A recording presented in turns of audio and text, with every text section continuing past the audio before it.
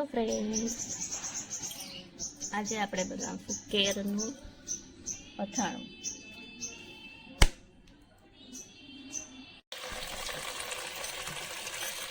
કેળાને આપણે પાણીથી સાફ કરીને ધોઈ નાખશું. પહેલાં 2-3 પાણી ધોવાનું.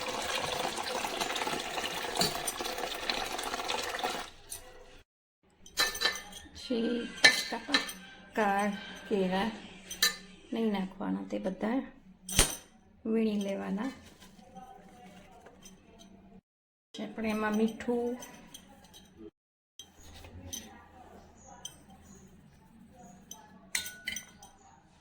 અને હળદર મીઠું સરખા નાખવાના. પછી એમાં છાશ નાખવાની.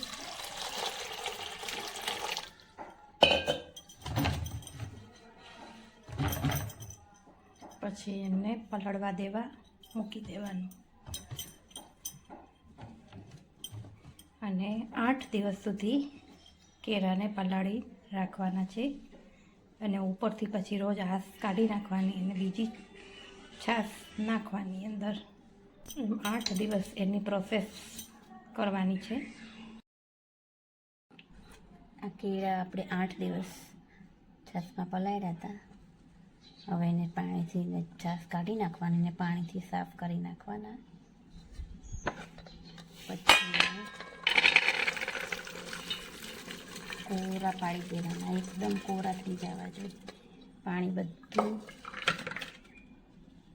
નિતારી લેવાનું અને એકદમ કોરા કરી નાખવાના. જો હવે આપણે આ કેળા કોરા થઈ ગયા છે, એકદમ કોરા પાડી દેવાના. અને પછી તેલ મૂકવાનું. તેલ એકદમ કરીને ગેસ બંધ કરી દેવાનો. પછી તેલને ઠંડુ પડવા દેવાનું અને પછી બધો મસાલો કરવાનો. આપણે અચાર મસાલો લઈ લીધો છે. આ છે અચાર મસાલો તૈયાર આવે છે, એનાથી આપણે બનાવશું. તેલ ઠંડુ પડી ગયું છે. હવે આપણે એમાં લવિંગ, મરી અને હિંગ અને તૈયાર મસાલો છે, આ અચાર મસાલો નાખશું.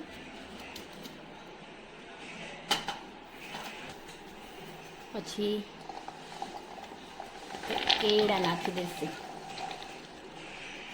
એને હલાવશું.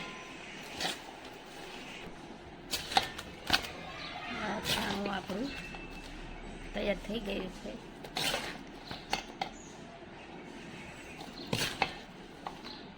અથાણું એટલું મસ્ત મજા આવે ને એટલું ટેસ્ટી લાગે છે. ખીચડી આવે, બહુ સરસ લાગે.